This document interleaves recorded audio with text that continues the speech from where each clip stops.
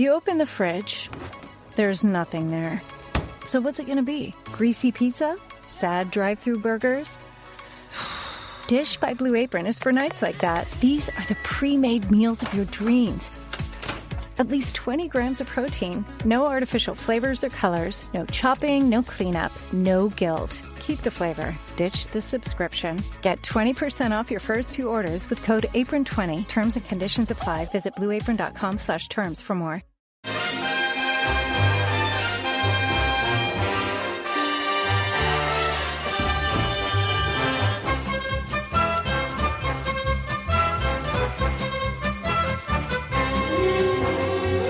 Hello everyone and welcome to Howie the Podcast. It's Gav and you join us for a Thursday morning news pod chatting about what's going on in the world of Sunday FC. And of course, it being Sunderland, it being the summer, we are ramping up to the Premier League and there's loads to talk about, new stuff that we haven't already spoken about on the pod. So we might as well crack on and just have a bit of a chin wag and see where we go with this. Anyways, I've got 2 men with me today. Andrew Smithson's with us first and foremost. Hello, mate. Hello, how are you doing, Gav? Yes, very, very, very good, mate. How are you? I'm not bad. 3 very, very, very goods here as well. We're doing all right. Yeah. Just everything's great at the minute. I'm thinking we need to just keep this positivity as long as we can until we get tonked off somebody, and then it all comes crashing down to earth, and we've got to start being a bit more realistic. We can just, sit on cloud 9 for the next month or so. That would be nice. Gav, we're not going to get tonked off anybody. Don't worry about it. The only way is up. That's it. Also with us is another man who's always full of happy. It's Johnny Hawley. Hello, mate. Yeah, good morning. It's nice to be here talking about Sunderland. It's even nice to be seeing your 2 smiling faces as well. Hey, cheesy bastard, you. Yeah, so as I said, since we last done a news pod, me and Andrew did one earlier in the week, a bunch of other stories have cropped up, and because we are conscious of dating these pods, we don't want to be matter of fact, this is where this transfer deal is at, this is where this story is at.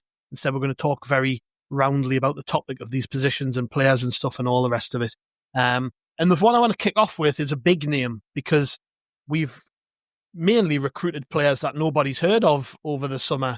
And, Jordan Henderson was linked for a little while there, and he's a very big name. Obviously, he's went on to sign for Brentford, which we know about. But obviously, that position in midfield, at the base of the midfield, that position which Dan Neil generally occupies, I think it's fair to say we need to sign somebody else just to add competition, just so we're not asking too much of Dan Neil, because, of course, playing every single game in the Premier League is difficult, and it's going to be his first step into the Premier League. So I think it's natural to assume the club are going to go and sign another number 6. Last year, we signed Salis Abdul Samed, who, we didn't really see much of. He was injured for a lot of the season, and when he did play, didn't really shine as much as the club probably hoped he would. But it's obviously a position where the club want to strengthen. And I know we've signed Habib Diarra. I know we've signed Noah Siddiqui. Enzo Lefebvre was made permanent. But these aren't what you would call a typical holding midfield player, defensive midfield player, number 6. So I think we're probably going to sign someone in that position. And the latest name to be linked to a move to Sunderland is none other than former Arsenal captain and current Bayer Leverkusen midfielder, Granit Xhaka, somebody who I'm sure is no stranger to any of you two, and no stranger to the people listening to this, as he's a big name and somebody who played a lot of years in the Premier League. He's then moved on to play in Germany, won the Bundesliga with Leverkusen year before. Did well in Europe too. I think they came runners up in that final against Atalanta, didn't they? So they've had a good little period there with Xhaka in the midfield, but he is a little bit older now. They're obviously trying to spend some of the money they've recouped from other players over the summer. They've sold some of their top young talent and trying to rebuild their squad with the manager moving on. And he is available for transfer. Anyways, he's been linked with Neom. There's that club from Saudi Arabia, which doesn't seem to be going away for us this summer. But there were stories, I think, on Tuesday reporting that they maybe set their sights elsewhere and had maybe been priced out of a move for him. So it frees him up to be available for Sunderland if we do want him. And it was Sasha Tavolieri, the reputable journalist, who broke the story on this on Tuesday evening to say that Sunderland had entered the race for Granit Xhaka. Sunderland's owner, Kirill Louis-Dreyfus, had been negotiating with Bayer Leverkusen and are in talks about a €10 million deal, but we face that competition from Saudi Arabia. Sunderland are trying a sensational move, he says, and have offered Xhaka a 3-year contract. Now, as I say, as we record this could be completely dated. But Andrew, it's promising to see us link with big names, isn't it? Like, I know we do like to see Sunderland link with promising young players we maybe haven't heard of, but still, I think one or two, we do need that little sprinkling of experience in the squad this year. And Xhaka's not over the hill. He's still playing at a very, very good level, and somebody who I think would add a lot to our midfield that we don't currently have. So yeah, I'm very happy to see us link with him. But what would you make of any potential move for Granit Xhaka? Yeah, I think it would make a lot of sense. But even if it's not Granit Xhaka that we sign, I think links like this are important because it just shows that the club are willing to consider different types of player who's in a different stage of their career. I think it's easy to just assume all Sunderland ever do is sign wonder kids, but we are willing to look elsewhere. And if there's somebody who's got a bit of know-how and a few games under the belt, if they become available and they think that they can do a job here, Sunderland will look into it. As you say, things are moving that quickly. By the time we finish recording, Xhaka might have signed for us, or he might the deal might be off. But it shows that Sunderland have got a pretty wide net and are looking around to build the best, most balanced squad possible. And I think one thing, if it was to be Xhaka, I think it's just worth remembering. Often if somebody leaves the Premier League, you think, that's it. That's their career on a downward trajectory. But as you say, he's gone to Germany and done fantastically. So if somebody's played in the Premier League before and has moved away, it doesn't necessarily mean they're a flop. They could just be ready to come back to the Premier League. And if it suits all parties, then happy days. Yeah, and Keith Downey's backed up that story with a tweet, Johnny, and he said, Sunderland have genuine interest in Granit Xhaka and are plotting an ambitious move for the Bayer Leverkusen midfielder. He said, we can confirm the Black Cats are exploring the possibility of signing the 32-year-old Bundesliga winner this window to spearhead their Premier League return. And he's backed up the story from Sasha about competition from Saudi Arabia and highlighted that he's played 137 games for Switzerland. I mean, this is a very decorated player who's been all over Europe, played at a very, very high level throughout his career. And he's, 32. I know he would be the oldest member of the squad, wouldn't he? Yeah. Just I think Ronaldo's just a little bit younger. Yeah, oldest outfielder, yeah. Yeah. But again, as I just said that, Andrew, I do think we need a sprinkling of experience through the team, but it's got to be the right kind of experience. And I think, when I saw us link with Jordan Henderson, I didn't mind the link so much because I thought, well, to a degree I can see this makes a lot of sense, but Jordan Henderson's 3 years older than Granit Xhaka. At that, when you're into your 30s, them 3 years, 35 is actually quite old for a player to expect them to play every week. Where 32, if you're Granit Xhaka, he can still come back to the Premier League and still do it at a very, very high level. And that experience, while surrounded by young, that's the kind of signing that would make people stand up and go, "Oh, bloody hell, Sunderland I mean, people are already doing that, but this would again, I think this is another level up. It's like, oh, Sunderland are really going for this. Yeah, and you're right about the age. I think that's the big thing for me is that Xhaka's far from over the hill. And he's, from everything that I've kind of seen of him, obviously much less over the last few years because I don't watch the Bundesliga every week, but he keeps himself in good nick as well. Like he's a really fit lad, which obviously helps you a lot as you start to get a bit older. And as well, central midfield is probably the most physically demanding position in the game. I mean, arguably a fullback in the way that modern teams play as well, but central midfielders have got to cover a lot of ground. So yeah, if you were looking at Henderson coming in, you're thinking, well, he's not going to have the legs to get about. Maybe he's going to need people to do his running for him. Whereas Xhaka, if he was to come in, like you say, a few years younger, still playing at an extremely good level. So you would think that he'd be able to come in and contribute kind of in any midfield position, whether he's sitting, whether he's further forward, whether he's box to box. Because I think he played some of his best football for Arsenal when he was a little bit further forward, actually. So just to circle back to what you were saying at the beginning, Gav, about needing somebody to come in and play as a 6, I would suspect that if we were to sign somebody, whether it's Xhaka or somebody of a similar ilk, I would think that's actually paving the way yet again for Lafay to drop further back, which is something we talked about on the reaction pod to the Shields game. Because I wouldn't have expected Granit Xhaka to come to Sunderland and just sit at the base of the midfield and try and spray passes about or anything. I would think if he's coming to be, a proper pair of legs in the engine room, which to me would, signal that maybe we are still going to sign a 6, but maybe it's not going to be a 20, 30 million euro number 6 who comes in. Because we're looking actually like we're getting to be at a point where we're pretty well stocked in that position actually. But more through shifting people around from other new signings rather than bringing somebody in specifically, which, it's a bit of a strange way to do it. But if the end result is that we've got sort of 6, 7 Premier League quality midfielders, then happy days. I think he would bring something we're missing as well, if I'm honest. Bite. Yeah, that's the exact word I was thinking there. Yeah. Bite. Yeah. Bite, aggression, a little bit of height. He's not the tallest, but he's 6'1". And we haven't got a great deal of height in that midfield. So he would offer something from that perspective. And you're right about his playmaking abilities as well. He's not like a renowned goal scoring midfield player, but last season he got 7 assists from the middle of the park in the Bundesliga, which I think is pretty decent. He's still playing at a very high level. He's a good age. And I just think when we're signing players, we have to make sure we're signing players who can improve us. And that doesn't necessarily mean, the end is nigh for Dan Neil, for instance. Because Granit Xhaka is going to come to Sunderland and expect to play games. But we're going to have to evolve how we play. So when we go away to a Liverpool, a Man City, a Man United, a Chelsea, an Arsenal, all these clubs where, for all intents and purposes, we are not going to have much of the ball.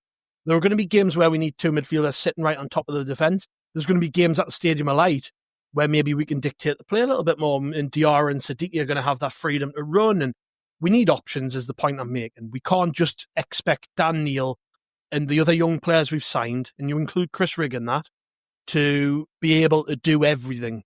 And as I said before, it doesn't matter who we sign, they've got to bring something different to what we've already got.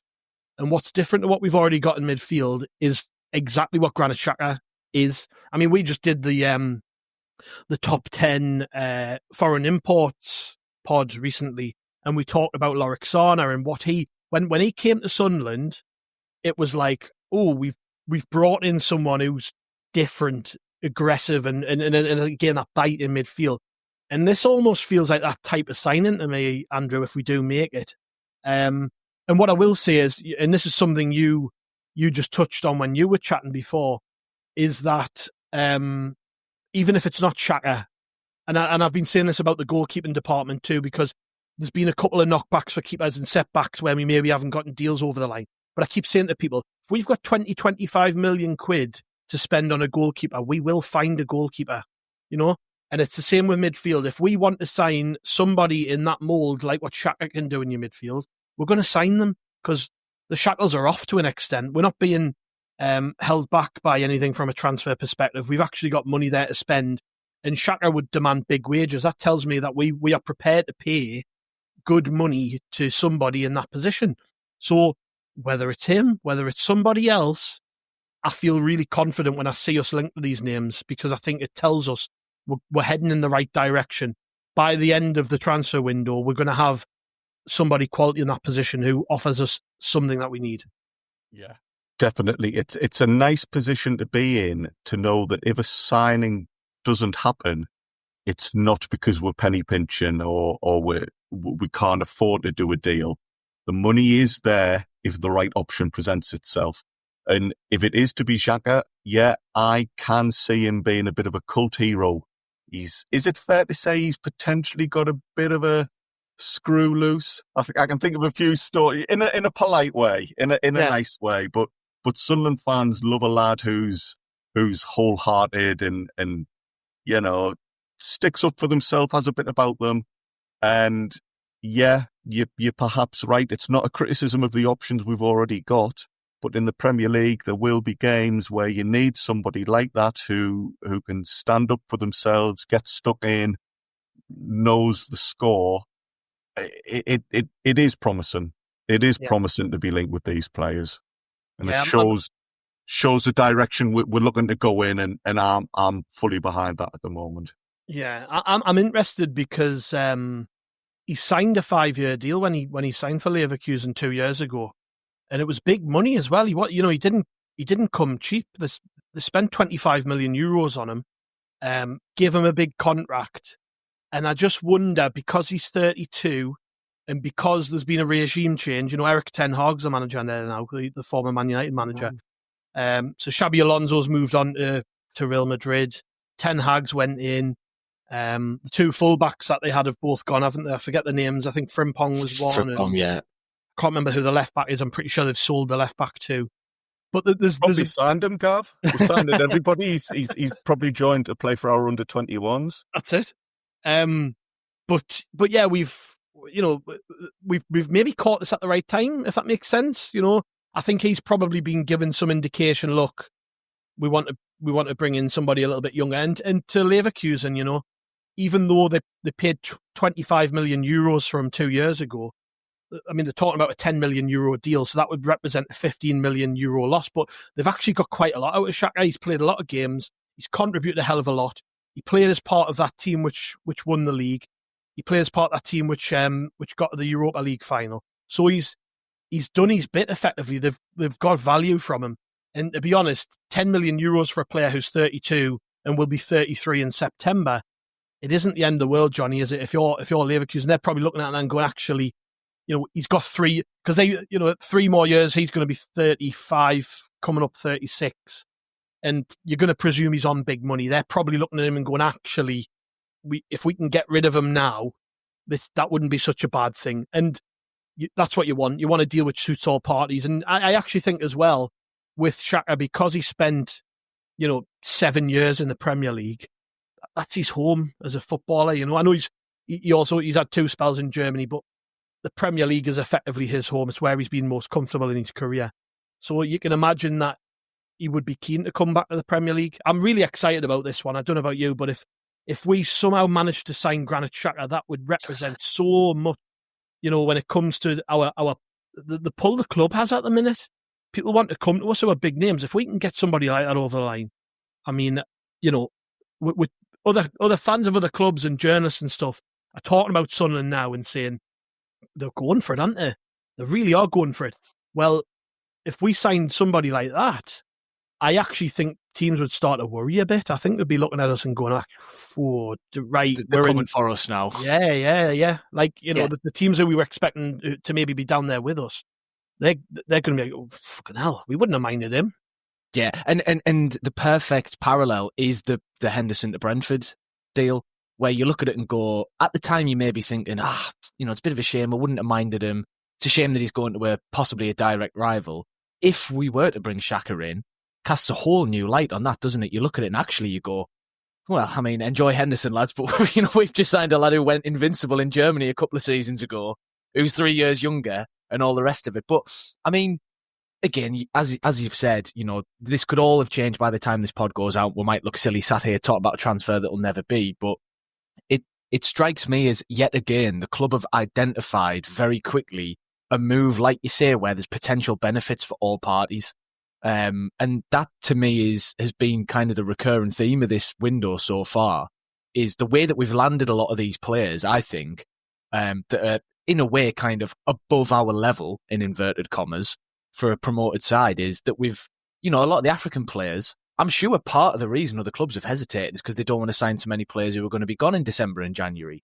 Now, we've gone, actually, as a calculated risk, we could either sign somebody, for the same money, but who is actually worse, but he's not going to be gone for a month, or we can go in and get these lads who we believe in as players and take a bit of a hit. Now, that might go wrong, we might be left with egg on our face, but those kind of moves are what help you climb that ladder, especially in terms of the transfer market, where, as you say, there's the pull of the club and there's, the league position and everything all coalesces into trying to convince a player to sign.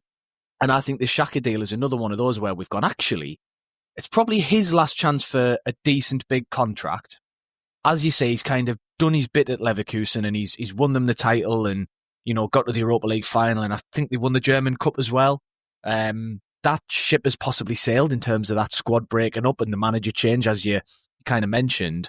And I think we've looked at it and gone, actually, a lad who wants to come back to the Premier League, who isn't too old, who's in a position that we need, where he's not looking to, it sounds self-deprecating, but he's not looking to step up, is he? He's not expecting to start for a club better than Leverkusen at the moment. I think we've looked at it and gone, yeah, actually, this makes perfect sense. We can bring him in.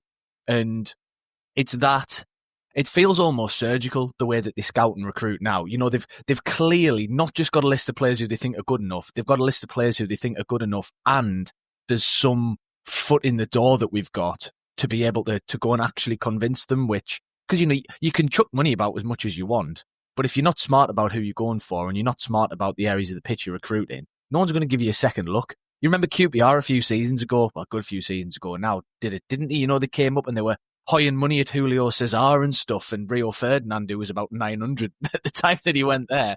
That's not the way to do it, whereas I think we're showing a much more strategic and well thought through kind of transfer strategy, which a strategic strategy, that makes sense. But, you know, I think, you know, it's one of those where, again, like Andrew was saying, and I've said this before as well, and I think you have as well, it doesn't matter exactly the player. It's all about the profile and who they're going for. And again, this is one that just makes sense. And as you say, if we could go and pull it off, it'd be brilliant watching Granit Xhaka pull on the top in August. Yeah. Like, that would be a proper, I mean, not a pinch me moment, but it would be a bit of a, yeah, we're actually back, aren't we? Yeah. I think you're right. It would be a real, like, wow, we're not playing games here. We're taking it seriously, Johnny.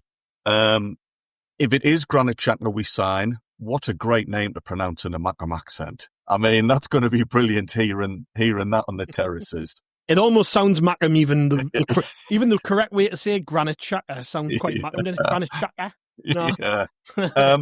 But what Johnny was saying there about how we are doing our transfers, whether it's Xhaka or somebody else, I think Johnny made a lot of really important points there. And this isn't luck. We haven't got ourselves into a position like this just by good fortune. The club have clearly thought over the last few seasons, and got themselves in a position now where if a deal does present itself, we're ready to go. We know we've got the money to do a deal, and we can do it quickly.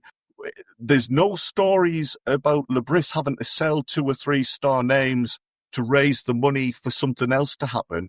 We got ourselves promoted through 2 divisions by spending sensibly, but we never spent big money on some plodder who we're now lumbered with. We're in a position where our wage structure's good.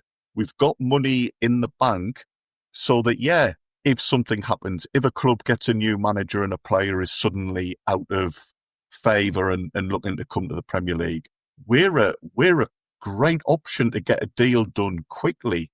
And I'm just really pleased with where we're at. We're not having to throw money at players just to get them here and keep having to add extra 10, 20,000 onto their wages to convince them.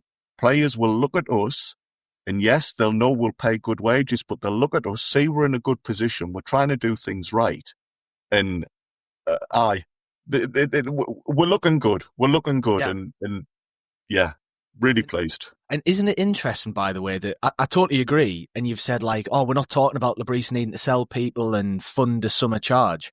We did actually sell Job for, 30-odd million not that long ago, but because we've been so proactive in the window, nobody's looking at this as a sell-to-buy situation, are they? I think that's it's almost an accidental good side effect, which is that it's totally got any possible negativity about the sales. It's all out of the way immediately at the start of the window, which is, it could have festered and turned a bit ugly if we hadn't signed anybody, but now it's a thing of the past. Yeah. Well, again, Job has been sold, and like you say, yeah, the funds have allowed us to buy. But in the past, selling a big name player was to cover debts or to get, because we already owed a club for money or what have you. So yeah, we sold Job at a time that suited us and suited the player, which again is because we've been strategic about how we've done things. This position, these conversations we're having are because the club have got a bit of a forward plan. Yeah. Yeah, well, we'll see how that one progresses. The rate at which things happen with Sunderland, you would imagine if there's any possibility of this deal happening, it'll happen quickly. And I almost think that if Keith Downey and Romano are tweeting about the Sunderland transfer, we're pretty confident it's going to happen. That's been the theme of the summer, hasn't it? Like, if you think about the Petrovic link, for instance, they didn't touch that with a barge pole. And every story which has been true has happened pretty quickly, and it's been reported by those two journalists. So I've just got a feeling, if we're hearing about it from Sky and from Romano, we must be confident that there's something can be done. And at the minute, Leverkusen are in Brazil on tour, and he's over there training, and they've got a friendly on Friday. So, let's keep an eye on this one. We'll see what happens. But it's exciting. It's exciting. And, when you look at other links that are being made, we've been linked to Jhon Lucumi from Bologna. He's a 6'2", 27-year-old Colombian international defender who used to play for Genk. And again, there's that Belgian link again.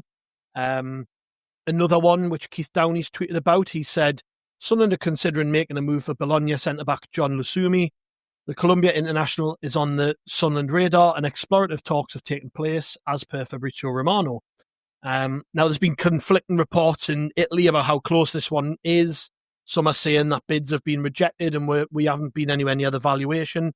Others are saying Sunderland are prepared to meet the valuation. So, again, because things move so fast, we'll not focus particularly on where we are in the here and now. But again, somebody who is very highly rated has just won a trophy. And we seem to be targeting players who have won things as well, which is quite interesting. Certainly recently, you're buying in winners, people who've got that experience of feeling what it's like to win something. And Bologna won a cup last year, and he was part of that team, has been described to me as an O'Nien type defender. So somebody who's very progressive with the ball, somebody who can play out from the back, which obviously would complement a Dan Ballard very well, you would imagine. Somebody who offers something a little bit different in defence. The fee to get him is believed to be around 20 million euros. There was a reported clause which expired earlier in the week, which I don't know the ins and outs about that, but the reports have been talking about clauses and things, and apparently that's out the way now. So that then sort of frees anybody up to come and get him. And he's under contract until 2027. So, if any deal was to be done, you would imagine it would be done soon, because they're going to want to try and get the most for what they can out of that player. Apparently somebody who Gisolfi has tracked for a while did try to get him at Roma. So, all these things just keep tying in, Belgian links, Italy links, Gisolfi being at the centre of it. It's a link I can see. I don't know the player. I don't know if either of you do. I've never watched him in my life. But still makes you very excited. And somebody who's a different age profile, Andrew, somebody 27-year-old, a defender who has played at a high level. I mean, if we're ignoring the fact that this could change at any moment, he could go to another club. Bologna might want to keep him.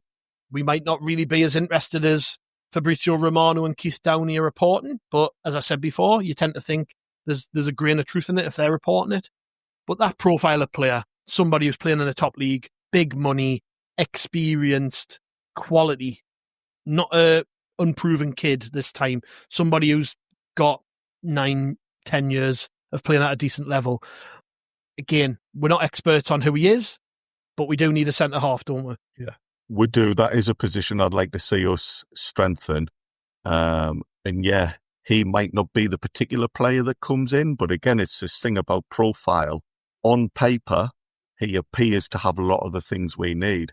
And that's an excellent point, Gav, about a lot of these players have either won a cup final recently or won a title. So these are hungry players who are doing well. These are not players who are from the bargain bin or clubs are desperate to get rid of because they've been struggling. Again, we're targeting players whose careers are on an upward trend. This particular lad, I do like the look of him.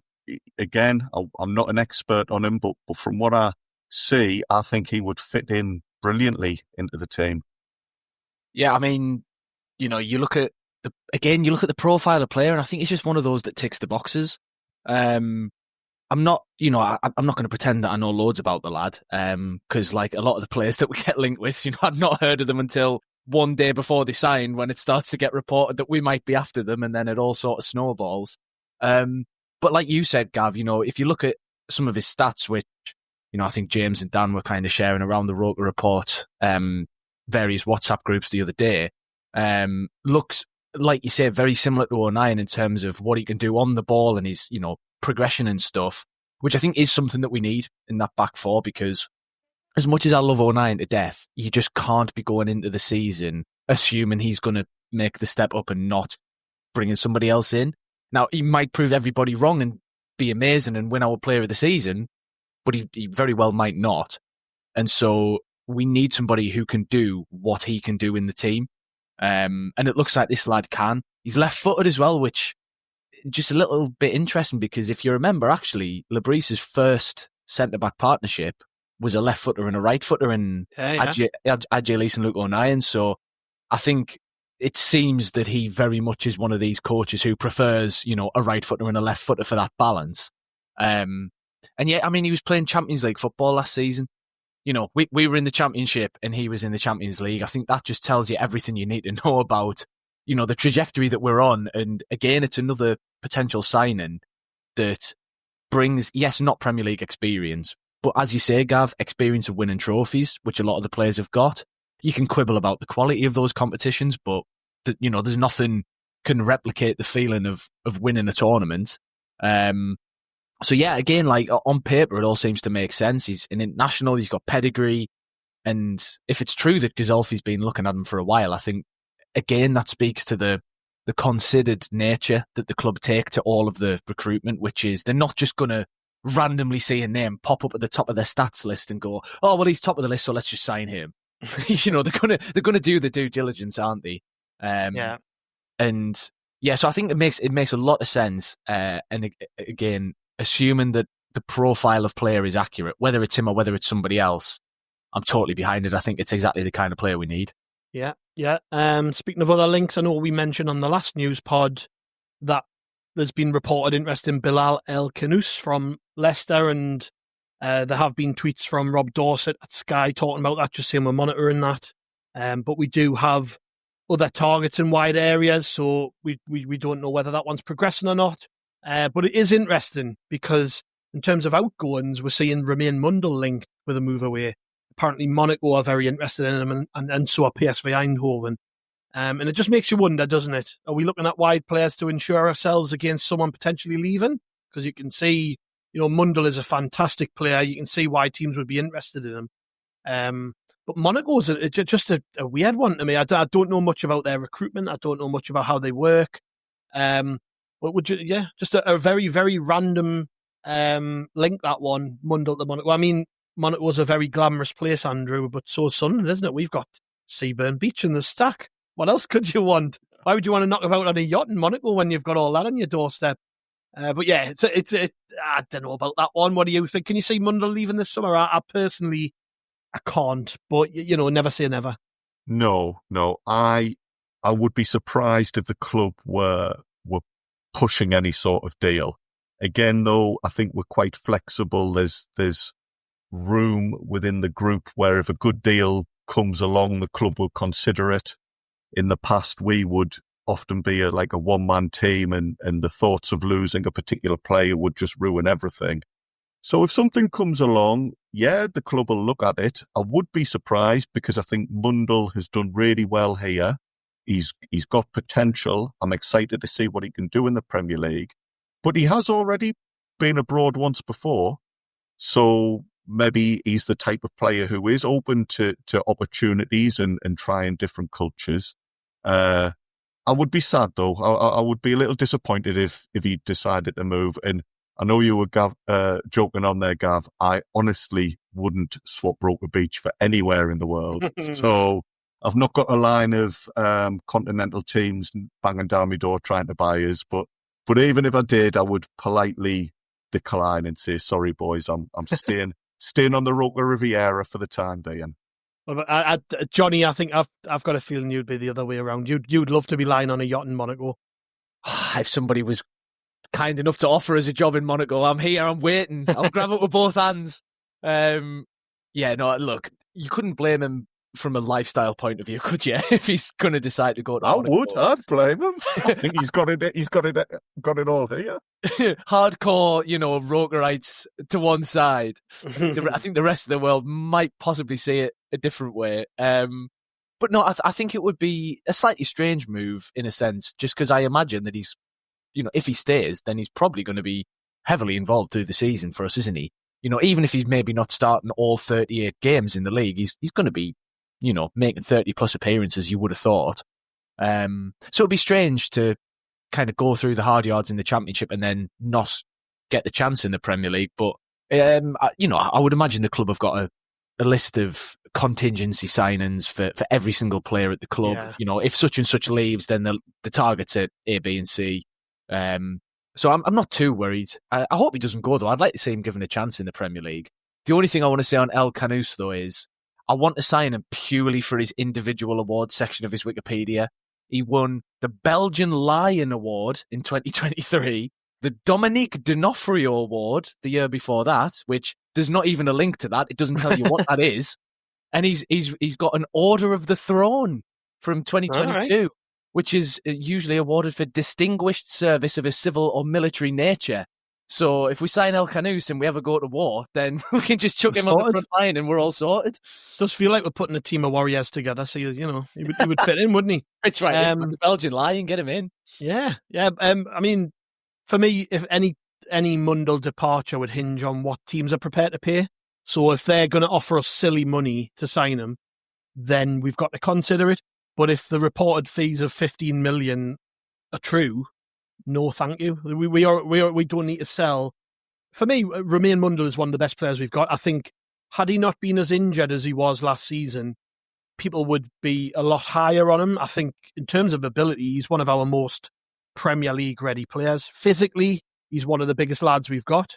I mean, he's touching 6 foot, and since he joined Sunderland, he's really filled out. I mean, you watch him in that South Shields game, and he was one of the biggest players on the pitch.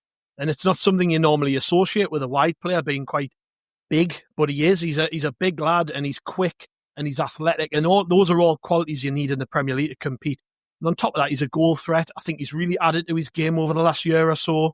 I mean, we really had to fight to get him fit for that playoff run, but he made an impact in the semi-finals and was a big part of the reason we ended up getting through. And I just think it would be disappointing if we sold him. And I don't think the club are under any real pressure to sell anybody, really. We've sold Watson, we've sold Job, we've already got money in the bank. We've clearly got room to spend. We don't need to sell Romaine Mundle. So yeah, if he goes, it's going to be because there's daft money on the table, I would imagine. And yeah, as potentially lucrative as Monaco could be for us and for him, I just don't see a world in which they pay in excess of 25 million, which would be what I would be expecting. When you see the fees we've paid for wide players, these are lads who haven't played in England. We don't know about them yet. Then you've got to be expecting at least that for Mundle, right? So let's see what happens with that one. But I personally, I do wonder, is that just his agent playing silly buggers? Easy for me to say, as Chris would always say. Yes, easy for me to say that. But yeah, I wonder if it is his agent playing silly buggers, just thinking, let's try and get a new deal out of Sunderland, put a bit of pressure on, maybe caught with some of these clubs to throw out the possibility that, he might not sign a new deal with Sunderland. This could be a good chance to sign him. These are all things we have absolutely no knowledge of. So let's, again, as I said, with some of these other links, let's just wait and see what happens.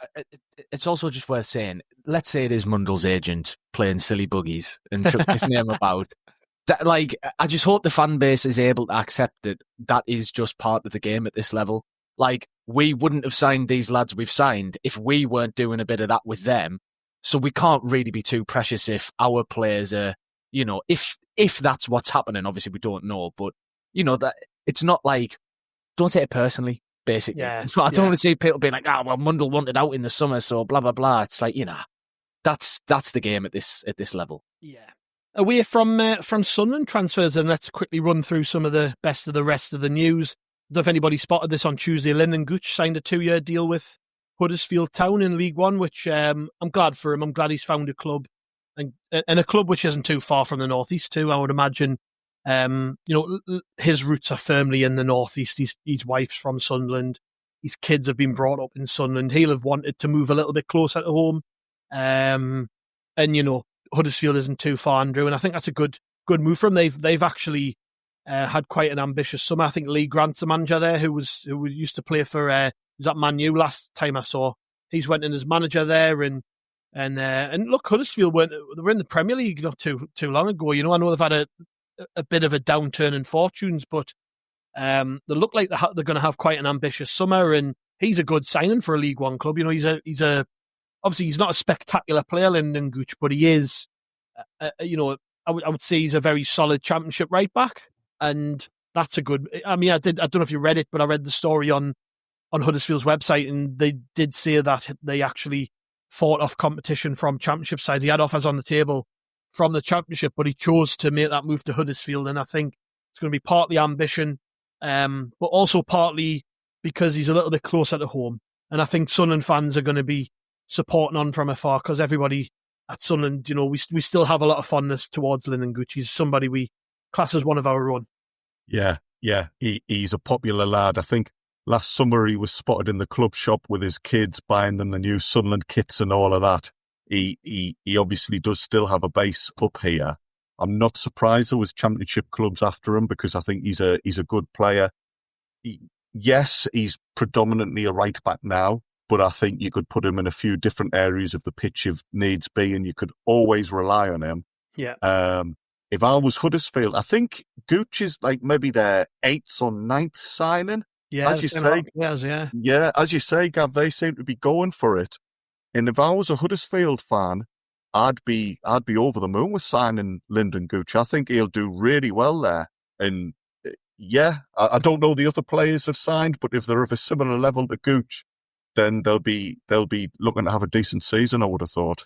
Yeah, it's a good move from Johnny, isn't it? Like I said, he somebody who has his roots in the northeast, and not too far to commute and all the rest of it. But I think he got a pretty bumper deal as well. I've got a feeling it was 2 or 3 years, which is a big amount of time for any player really. If you can get a 3-year deal somewhere, it's a commitment, isn't it? Particularly, he's 29. I mean, that makes me feel old. I remember Lyndon Gooch his debut. God, it makes me feel old that he's about to enter his 30s. But yeah, good move for Lyndon, isn't it? It is. And Huddersfield, like you say, they look like they're a little bit ambitious this season. So you'd expect them to be right up there in the promotion shake-up come the end of the season. So it's nice for them to get a move to a decent club that's, obviously not off the back of the best season in the world, but looking up the table, up the divisions, not too far from home, decent stadium as well. Proper ground, not like some places you can play in front of in the Football League, as we found out over the past 8 years. Is it still called the John Smith Stadium? The John Smith Stadium, I think it is, yeah. It's one of my favourite stadium names, just because it's so northern, it's unbelievable. Yeah, the Have a Pint Stadium, like, it's class. I think it's, is it, I'm just going to Google it now, the Kirklees Stadium? Is that? That must be its like proper name? It's proper name, aye. No, it's still called the John Smith Stadium, I think. There you go. So yeah, great stadium, decent club. Like, I've got nothing against Huddersfield, so yeah, all the best for Gooch going there. Like, I think Andrew said, didn't he? We all wish him the best, and we all hope that he, if he scores 30 goals and they win the league, then I'll be happy. Yeah. Other bits, it looks like the West Ham game's going to sell out. Tickets went on sale on Wednesday, and it's it's looking fairly close to a full sellout, which you would expect for our return to the Premier League, Andrew. That's good news, isn't it? I mean, we just hope that continues. Get off to a good start, full stadium. It's gonna really help ramp up the optimism if the place is bouncing. It will, and it proves the point that we've all been making, that at the moment there seems to be a buzz around the club. And what's really good of late is a big crowd at the stadium doesn't always equate to us stuffing it. There used to be a time in League One, even in the Championship, where we would struggle in front of a larger crowd when we had a full house or what have you. Defoe's return, do you remember that one? Well, yeah, there's a great example. It all ended up being a bit flat, but you look at that playoff semi-final, that was a full house. The place was absolutely bouncing, and I can see it being a very similar atmosphere against West Ham. And yeah, everybody's going to be counting down to that first competitive game of the season. I'm not surprised tickets are flying out. The under-21s lost to Darlington on Tuesday evening. We did mention that on the last pod, so I thought I'd update people on the score in case they missed it. We've also got a little bit of news. If anybody hasn't heard the Craig Gordon pod, which we put out, which is fantastic, by the way, really good to hear from him ahead of his testimonial, which will be played at Tynecastle in a couple of weekends, Sunderland versus Hearts. And I'm not sure if that's sold out or not, but he did say they're expecting a big crowd for that one. But on the pod, he did give us a little bit of news about his fitness. He's in a race to be fit for the game. He's picked up an injury at the end of last season, which he's still rehabbing, and he did say that he's trying his best to get fit for the game. So if you haven't heard that pod, make sure you listen to it. That is on the feeds. It went out on Wednesday, so that's one you can even if you want to keep it a little bit closer at the game and maybe listen to it later in next week or this week or whatever. It's there to be listened to. But yeah, I think that's about all for today. Let's see where we go this week. I think Sunderland again are still trying to strengthen in a number of positions. We're looking at goalkeeper, centre half, centre mid, striker. There's going to be lots and lots of links. There's going to be lots of these news pods, I think, over the coming weeks as we ramp up towards the start of the season. And the lads obviously playing at the weekend in Portugal, games against Sevilla and Sporting Lisbon. So we'll be looking ahead to them later in the week. But yeah, we've got a lot to chew over. I know it's going to be fun this next couple of weeks. I'm really enjoying doing these pods at the minute because there's just so much to talk about, isn't it? It's keeping us busy. Yeah, and it's all positive at the moment, so long may it continue. I'm looking forward to those games in it's Portugal, isn't it? Yeah. I'm looking forward to those games because we've lined up some decent opposition, and I think that'll give us a good guide as to where the team is at the moment. Yeah, I think it's an 8 o'clock kickoff on Saturday night, I think, so that's probably a good one to stick on with a couple of beers, and I'm not promising a reaction pod. I think I'm going out in the town. So, yeah, I mean, unless you want to hear me ramble at 2 o'clock in the morning myself after I've been on the drink all day, that's not a good idea, but we'll see what we can cobble together at the weekend. There might be some other voices involved in them ones, maybe even some of these fellas on the call today. But yeah, that just leaves me to say thank you very much, Johnny. Been great. Yeah, thank you very much. Yeah, nice to talk about this stuff. It's all exciting. Yeah, and cheers, Andrew. Been much appreciated to speak to you again. Aye, always good. Thanks, lads. Yes, and thank you to the listeners. Like I say, we will be back with another pod tomorrow, and there's plenty to catch up on, so make sure you grab all that. There's, of course, all of the new content on rotareport.sbnation.com, so make sure you head to our website and read all the thoughts and views of the brilliant writing team we have here at Rotar Report, and follow us on social media at Rotar Report on Facebook, Twitter, Blue Sky, Threads, Instagram, you name it, we're there, apart from that Donald Trump platform, which keeps escaping my attention. I can't remember the name of it. We're not on that. We're pretty much everywhere else, though. So thank you very much. We'll be back with a pod tomorrow. We'll see you then.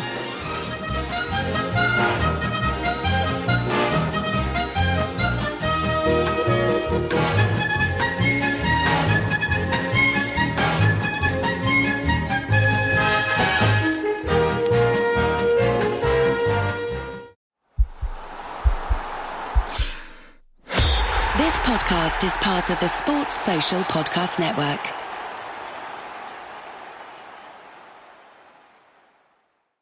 This is Hannah Burner from Giggly Squad. O-Pill is the first over-the-counter daily birth control pill available in the U.S. Let's be real, getting a birth control prescription is not always easy, and it's so much admin. In fact, about a third of women face barriers to access prescription birth control. Between scheduling appointments, missing work, class, or just trying to exist, it's a lot.